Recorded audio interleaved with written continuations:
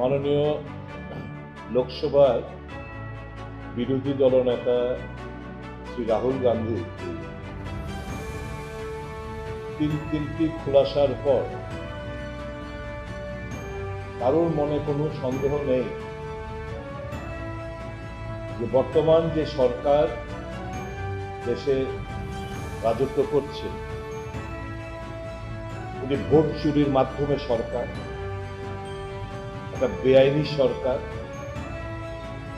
মানুষের ভোটের মাধ্যমে সেই সরকার গঠিত হয়নি। ইলেকশন কমিশনের সহযোগিতায় এবং ভোট চুরির প্রচ্ছন্ন মদতের প্রেক্ষিতে নরেন্দ্র মোদী সাহেব প্রধানমন্ত্রী ও বিজেপির দল আজকে ক্ষমতাসীন। গণতন্ত্র আজকে বিপন্ন। হিটলারি রাজ দেশ জুড়ে কায়েম হয়েছে এবং আগের থেকেই যে রেজাল্ট বলে দিত, এখন এই খোলাসার পর আমরা বুঝতে পারছি কোত্থেকে এক্সাক্ট ফিগার, কটা আসন পাবে, এই সমস্ত তথ্যাদি ইলেকশন কমিশনের সহায়তায় ভোট চুরি, ভোটার লিস্টের মধ্যে জালিয়াতির মাধ্যমে নাম ছেটে দেওয়া, ডুপ্লিকেট নাম উঠিয়ে অন্যান্য প্রদেশের নাম আবার নতুনভাবে তুলে এই কারসাজির মাধ্যমে তারা নির্বাচনে জয়লাভ করতেন। এটা দিনের আলোর মতো পরিষ্কার হয়ে গেছে।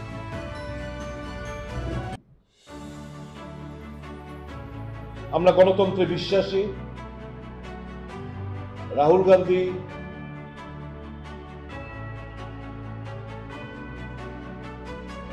উনি পরিষ্কার বলেছেন যে গণতান্ত্রিক পদ্ধতিতে আমাদের আন্দোলন জারি থাকবে এবং জেনজির কাছে যে আবেদন উনি রেখেছেন যে গণতন্ত্রকে বাঁচানোর দায়িত্ব জেনজি, অহিংসার মাধ্যমে শান্তিপ্রিয়ভাবে, যাতে করে গরিব অংশের মানুষ, বিশেষ করে উপজাতি, তফসিলি জাতি, ওবিসি এবং সংখ্যালঘুদের নাম ভোটার লিস্ট থেকে যেন বাদ না যায়, তা আমাদের সকলের মিলেমিশে সুনিশ্চিত করতে হবে।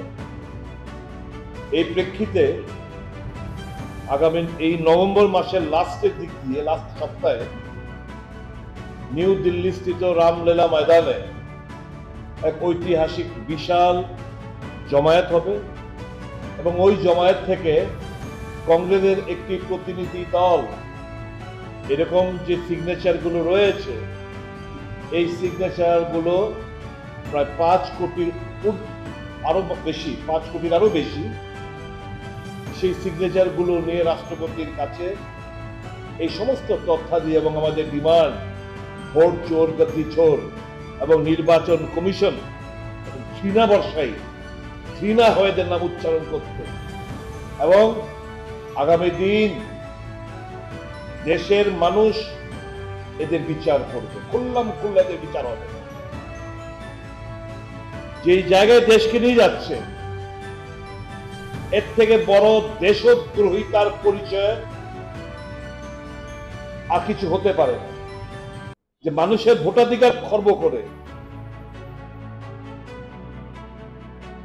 চোট্টামি করে, পেছনের দরজা দিয়ে কাউকে ক্ষমতায় জবরদস্তি বসিয়ে দেওয়া এবং যার প্রেক্ষিতে সুপ্রিম কোর্টের প্রধান বিচারপতিকে এই যে কমিটি গঠন করা হয়েছিল, বিরোধী দলনেতা, প্রধানমন্ত্রী এবং সুপ্রিম কোর্টের বিচারপতি, যে ইলেকশন কমিশন এর কারা কারা হবে তার নির্ণয় হবে, সেখান থেকে বাদ দিয়ে, আইন করে বাদ দিয়ে আজকে এই ইলেকশন কমিশনারদের বেছে বেছে বসানো হচ্ছে।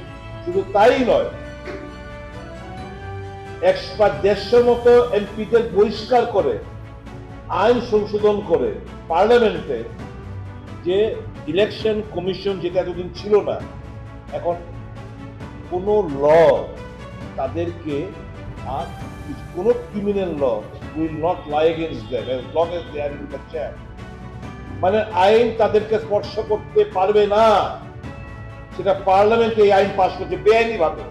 কারণ এই চোট্টামিগুলো যদি ধরা পড়ে তার জন্য তাদের জন্য এই যে নির্বাচন জ্ঞানেশ কুমার সান্ধু এরকম এদের মতো লোকদের যদি কোনো আচরণ না আসতে পারে তার জন্য 150 জন এমপিকে বহিষ্কার করে এই আইন সংশোধন করে রিপ্রেজেন্ট পিপলস অ্যাক্ট তারা সংশোধনের মাধ্যমে এই জিনিসগুলো করেছে।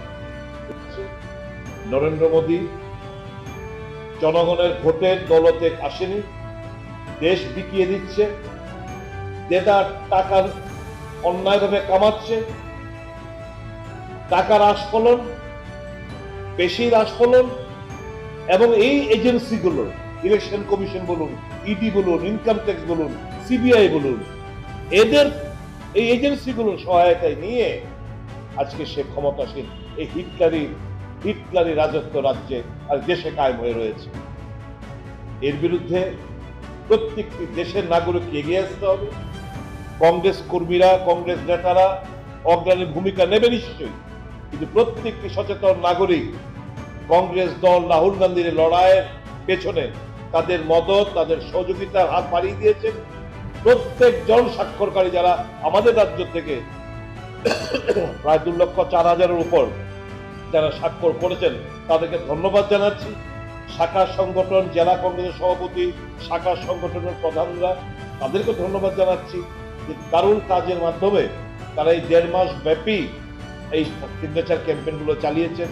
আগামী দিন নিশ্চয়ই টানেল অন্ধকারের পরেও নতুন আলোর দেখা সন্ধান আমরা নিশ্চয়ই এনে দেব। গণতন্ত্রের পক্ষে মানুষের রায় যাতে সঠিকভাবে প্রতিফলিত হয় এই আন্দোলন, লড়াই আন্দোলন কংগ্রেস যেটা করছে সকলের সহযোগিতা আমরা কামনা করছি। देश का बुलंद आवाज, देश का हर नागरिक का आवाज, वोट चोर गद्दी छोड़, इलेक्शन कमीशन का ये रवैया, वोट चोरी का बदलेबाजी अब पकड़ गया। राहुल गांधी ने खुल्लम खुल्ला सबके सामने ला दिया। तो हमें पूरा विश्वास है अहिंसा के माध्यम ये सब जो कार्रवाई किया है ये लोग उनको भुगतना पड़ेगा। दूसरा बात आपने जो कहा, एक राज्यसभा का भूतपूर्व एमपी जो दिल्ली चुनाव में भी वोट दिया, अभी उनका सफाई ये है कि हमने तो दिल्ली का नाम हमने 25 अगस्त को लिखित रूप में फॉर्म पर्चा भरा और नाम वहां से हट मिटाने के लिए बोला और उनका नाम वहां पे एसआईआर के माध्यम से वहां पे बिहार में बेगूसराय में शायद वहां पे नाम उठाया। तो मेरा ये कहना है 3 क्राइटेरिया है, एक भारतीय नागरिक, एक 18 साल से ज्यादा, और तीसरा है ऑर्डिनरी रेसिडेंट फुलफिल करना है क्राइटेरिया। ऑर्डिनरी रेसिडेंट का क्राइटेरिया कैसे फुलफिल होगा? 6 महीना लगातार वहां पे रहना पड़ेगा, रात को रहना पड़ेगा। जब मैं पूछना चाहता हूँ इलेक्शन कमीशन से, ये जो सिन्हा साहब जो राज्यसभा का भूतपूर्व एमपी, वो ऑर्डिनरी रेसिडेंट का क्राइटेरिया फुलफिल किया आती नहीं, क्योंकि 25 अगस्त को उन्होंने दरखास्त की, 25 अगस्त को दरखास्त की। वो तो दिल्ली में रहता है, अब परमानेंट रेसिडेंस वहां का है लेकिन रहता है दिल्ली में। तो 6 महीना लगातार वहां पे रात को सोया है कि नहीं, कहां से ये पता लगाया, कैसे उठाया नाम?